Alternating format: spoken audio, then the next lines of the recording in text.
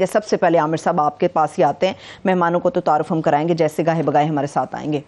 साल नया शुरू हो गया, मुझे बताइए कि जो असेंबली वाली चीज़ है ये यू टर्न ले लिया या वाकई कोई हिकमत अमलिया नून लीग की? पहले तो आपको और नाजरीन को मुबारक हो कि हम नए साल में खैर मुबारक कर रहे हैं, मगर अच्छी बात ये है, पूरी खबर ये है कि जिस तरह 2022 में हम एक फजूल किस्म की खबरों के पीछे पड़ते रहे, गंदी सियासत, बड़ी नफरत आमेज़ किस्म की बयानबाजी, तो ये उम्मीद थी कि इस साल में नहीं होगा, मगर हालात उसी तरफ बल्कि ज़्यादा गंभीर होते हुए नज़र आ रहे हैं। ये बैड न्यूज़ है। मगर बहरहाल अभी लेटेस्ट शुरू करते हैं पंजाब के अंदर, क्योंकि वहाँ पे डिसाइसिव फैक्टर पंजाब में होना है। हुकूमत बदलेगी, अगर असम्बलियाँ तहलील हो जाती हैं तो उससे फिर एक पूरी सियासत बदल जाती है। अब उस पर लेटेस्ट ये है कि पीडीएम ने वहाँ से जो स्पीकर और डिप्टी स्पीकर के ख़िलाफ़ नो कॉन्फिडेंस मोशन दिया हुआ था वो वापस ले लिया है। इससे पहले वो चीफ मिनिस्टर के ख़िलाफ़ भी जो नो कॉन्फिडेंस मोशन था वो भी वापस ले चुके हैं। अब लेने का वापस मतलब ये है कि उनके पास नंबर्स पूरे नहीं हैं।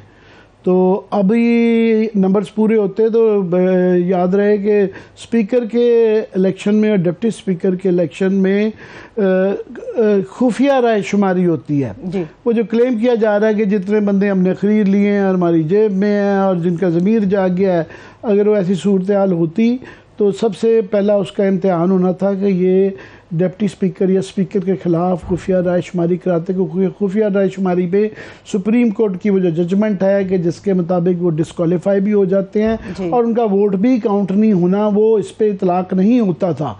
सो अगर बंदे थे 10 बंदे तो ये उनके लिए मौका था प्रूव करने का कि देखें हमारे पास पूरे हैं, बाकी भी लोग कहीं उससे डर के पीछे शायद हट जाते, मगर इसका यही मतलब अखज़ किया जाता है कि उनके पास नंबर्स नहीं हैं। और अनाउंस किया है पीटीआई ने और उनकी पार्टी इत्तेहादी जो है क्यू लीग ने कि वो 11 की बजाय वो शायद 9 तारीख को 11 क्योंकि अदालत के अंदर दोबारा समाअत होनी है और इस बात का फ़ैसला होना है कि एफिडेविट उन्होंने दी हुई है कि गवर्नर साहब का वो उनको नो कॉन्फिडेंस मोशन लेने का क्या फ़ैसला दुरुस्त था कि नहीं था। अब लगता यह है कि वो 9 तारीख को ख़ुद ले लेंगे। अगर 9 तारीख को वो लेते हैं तो ये याद रहे कि उनके पास अगर नंबर्स ज़्यादा हैं पीटीआई के बाद तो नो कॉन्फिडेंस मोशन जिसके लिए 186 अफराद चाहिए, एमपीएस पंजाब में चाहिए, अगर तो वो ले लेते हैं तो वहीं किस्सा ख़त्म हो जाता है और उसके बाद देखना होगा कि वो फ़ौरन तहलील करते हैं। फवाद चौधरी ने हमारे प्रोग्राम में बताया था कि अगर लिया तो हो सकता है हम अदालत के पास जाएं, उनसे कहें कि वो जो आपने एफिडेविट ली हुई थी वो नो कॉन्फिडेंस लेने से कॉन्फिडेंस की मोशन लेने से पहले की थी। अब हमने वोट ऑफ कॉन्फिडेंस लिया है तो अब हमारे लिए इजाज़त है कि हम इसको तहलील कर सकें। एक ये इस बात का इम्कान है, या वो लेने के बाद फिर 11 का इंतज़ार करेंगे कि इसको डिस्पोज ऑफ करें, वो करें। मगर फ़र्ज़ करें वो उनके पास 186 नंबर अगर नहीं भी हैं और वोट ऑफ कॉन्फिडेंस नहीं भी लिया जाता, जैसा कि क्लेम किया जा रहा है कि 3 लोग उनके टूट गए हैं। इमरान खान ने भी इल्ज़ाम लगा दिया है कि मेरे 3 लोगों को तोड़ने की कोशिश की जा रही है वहाँ पे। फ़र्ज़ करें वो नहीं भी लेते हैं तो परवेज़ इलाही अगर नंबर्स पूरे हैं पीटीआई के बाद तो चीफ मिनिस्टर परवेज़ इलाही ही रहेंगे। उसकी वजह यह है, ये लोगों को बार बार बताने की ज़रूरत होती है कि तरीक़ाकार ये है कि वोट ऑफ कॉन्फिडेंस वो लेंगे। अगर लेट्स से कि वो अगर वो ले लेते हैं तो वो किस्सा ख़त्म। अगर नहीं ले पाते 186 नंबर, वाकई वो 3 नंबर उनके अगर कम हो जाते हैं तो उसके बाद ये होगा कि एक दोबारा फ़ौरन नए चीफ मिनिस्टर के लिए इलेक्शन होगा और इस दौरान परवेज़ इलाही ही चीफ मिनिस्टर रहेंगे और वो फौरी तौर पे उसी वक्त वो नए चीफ मिनिस्टर के लिए इलेक्शन होगा। उसमें दोबारा 186 नंबर अगर किसी ने ले लिए तो वो चीफ मिनिस्टर हो जाएगा।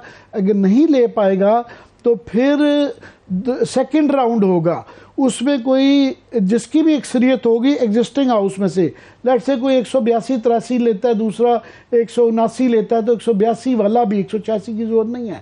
फिर वो जो है 185, 84, 82 कोई भी नंबर हो जिसकी एक से दूसरे से ज़्यादा बढ़तरी हो वो चीफ मिनिस्टर बन जाएगा।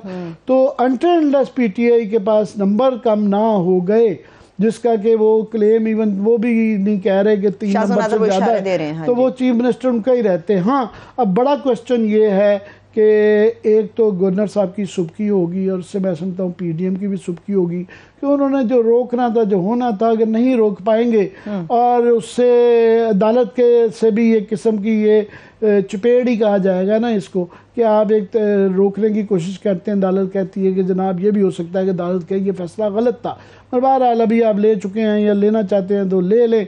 तो ये एक किस्म की गवर्नर साहब के ख़िलाफ़ एक हटाया तो नहीं उनको जा सकता, मगर उनके ख़िलाफ़ एक स्ट्रक्चर आ सकता है अदालत की तरफ से, सदर साहब की तरफ से, और ओवरऑल एक PDM की सुबकी होगी कि इन्होंने मौखर करने की कोशिश की और इन्होंने एक सियासी चाल चली या गैर आईनी तरीके से आगे बढ़े। आईनी तो नहीं, उन्होंने आईनी बना के की अभी तक, उसके अंदर आईनी गैर आईनी वो काम था कि जो इन्होंने पहले 25 बंदे खरीदे थे वो गैर आईनी भी था और गैर अखलाकी भी था। तो अब इस बात का एक झटका तो लगता है ना कि उन्होंने अपनी सियासी चाल चली और बताया कि आसिफ जरदारी सबसे भारी, वो लाहौर में बैठ गया, यूं कर देंगे वो कर देंगे। तो अगर वो फिजल आउट कर जाती है इनकी मूव, तो एक उनके लिए काफ़ी मैं समझता हूँ बेइज्जती का समा होगा। ठीक है, अब एक नेक्स्ट मूव जो कि शहरी सिंध के हवाले से या मुत्तहिदा को मुत्तहिद करने के हवाले से है। आमिर साहब, क्यों ऐसा लग रहा है खतरे की घंटियां बज रही हैं, आज नहीं, अभी के अभी गवर्नमेंट गिर जाएगी? मुझे हंसी आ रही है इस बात पे कि मैं देख रहा था हमारे काफ़ी सारे टॉक शो पे भाई कि जी वो MQM जो है ना नाराज़ हो गई है और वो उसके बाद गवर्नमेंट ख़तरे में है, भागे भागे यहाँ से शहबाज शरीफ मिल रहे हैं और कोई टीमें भिजवा दी गई हैं कि वो खालिद मक्सी साहब भी नाराज़ हो गए हैं, उनको एलाइज को मनाने के लिए हुकूमत ख़तरे में है। गो के MQM का जो स्टांस है वो कानूनी और अखलाकी तौर पे और सियासी तौर पे बड़ा जायज़ है कि हल्का बंदियाँ आप इस तरीके से नहीं बदली जा सकती जिस तरह की पीपल्स पार्टी सिंध में बदल रही है। वो एक अलग बहस है, उस पर बात करेंगे। मगर हुकूमत को कोई ख़तरा नहीं है, MQM छोड़ जाए या खालिद मक्सी साहब छोड़ जाएँ, बाप पार्टी छोड़ जाए, उसकी वजह यह है कि इनकी ब्लैकमेलिंग ख़त्म हो गई है। इमरान खान के रिज़ाइन करने के बाद से उसको अच्छा कह लें बुरा कह लें, सबसे ज़्यादा नुकसान MQM का हुआ है या एलाइज का हुआ है, जो उसको बार बार ब्लैकमेल करके 2-2, 3-3 वजारतें भी ले लेते थे, रोज़ की 4 फाइलें रख के काम भी करवा लेते थे। अब इनकी कोई फ़र्क ही नहीं पड़ता।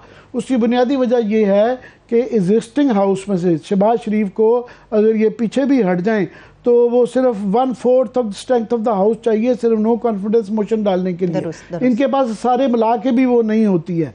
और उसके बाद फिर जो है अगर फर्ज के नो कॉन्फिडेंस मोशन भी ये नहीं कर सकते क्योंकि वो PTI है नहीं है एग्जिस्टिंग, उसमें से यहाँ भी सेकंड राउंड होना है। अगर वो 172 नहीं ले पाते, अगर फर्ज करें ये कहीं से इकट्ठे बंद के वो भान के मती का कुंभा इकट्ठा कर लेते हैं और ये 1/4 करके नो कॉन्फिडेंस मोशन ले भी देते हैं और 172 नहीं भी लेते, जहाँ भी सेकंड राउंड होगा जिसके अंदर वो एग्जिस्टिंग हाउस में से, क्योंकि वो एग्जिस्टिंग हाउस में शहबाज शरीफ हैं, PTI क्योंकि जा चुकी भी है PTI, और फर्ज करें एक आधा इनमें से 2-4-5 कम भी हो जाते हैं तो वो जो 30 लोटे बैठाए हुए हैं राजा रियाज साहब के साथ, उनमें से कोई 5-7 वोटें उधार लेके वो वोट डाल देंगे तो वो ज़रा डिस्क्वालीफाई हो जाएंगे या फ़र्ज़ करें एग्जाम्पल उनके नंबर नहीं काउंट होंगे। मगर एग्जिस्टिंग आपने टॉपिक रखा हुआ था महंगाई का, वो बड़ा ज़रूरी है, मेरा ख्याल उस पर बात करनी चाहिए। उसकी जो है पहले सिर्फ ये स्लाइड्स दिखा दें प्राइसेस की, बाकी कल इस पर बहस करेंगे। अकबर साहब प्रोड्यूसर साहब आप प्लीज़ ज़रा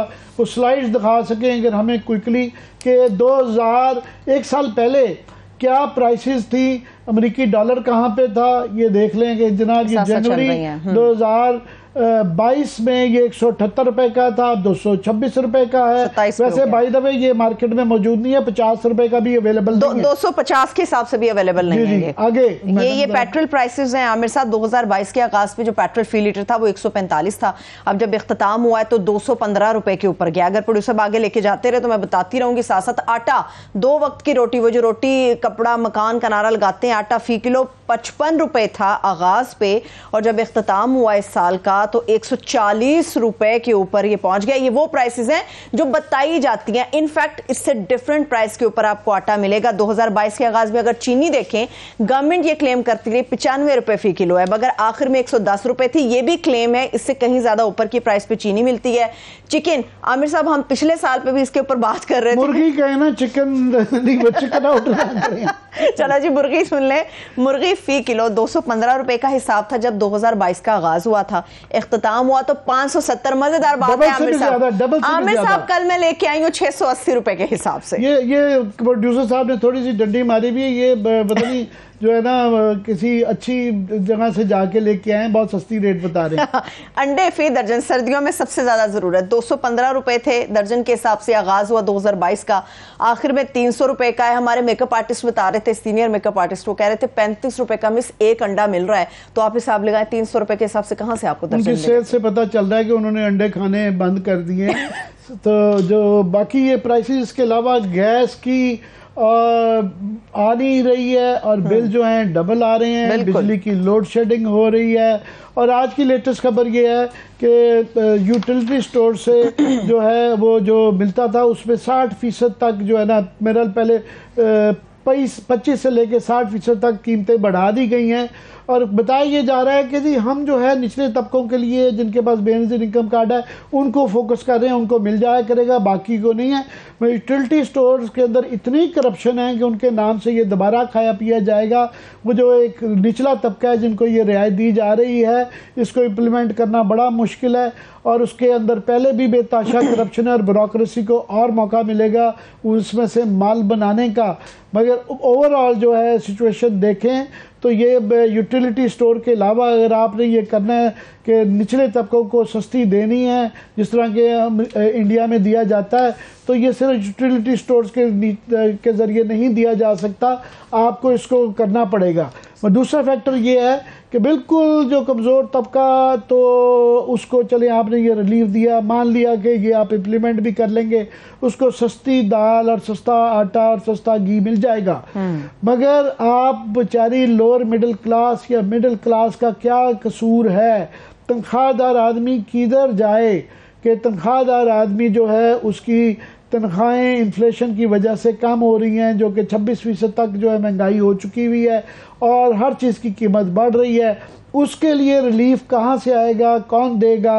और साथ में बेरोजगारी जो हो रही है, जो कल बताएंगे आपको तफसील बताएंगे कि जो फैक्ट्रियाँ जिस तरीके से बंद हो रही हैं।